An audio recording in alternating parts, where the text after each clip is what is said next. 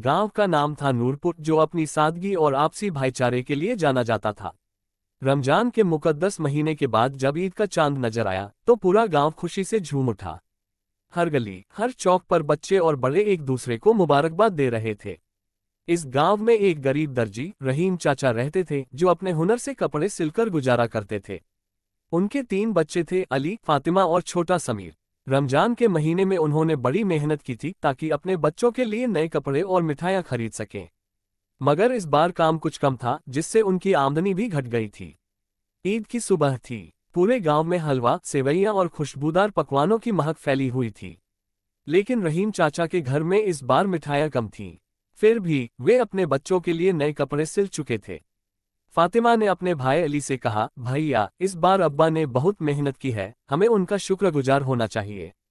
अली ने मुस्कुराकर जवाब दिया, बिल्कुल फातिमा, और हमें भी कुछ करना चाहिए ताकि अब्बा को खुशी मिले। ईद की नमाज के लिए सभी गांव वाले ईदगाह में जमा हुए।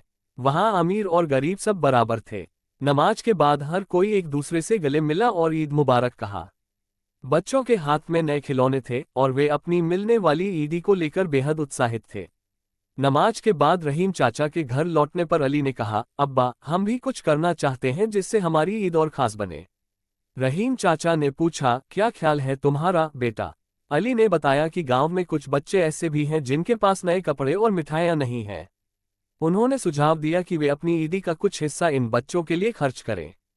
अली, फातिमा और समीर ने अपनी ईदी से मिठाइयां खरीदी और उन गरीब बच्चों में बांट दी। जब उन बच्चों की आंखों में खुशी चमकी तो अली और फातिमा को एहसास हुआ कि सच्ची खुशी दूसरों के चेहरे पर मुस्कान लाने में ही है। रहीम चाचा ने गर्व से अपने बच्चों को देखा और कहा, तुम्हारी सोच से मेरा दिल भर आया है। ये है असली ईद, खुशियों को बांटना।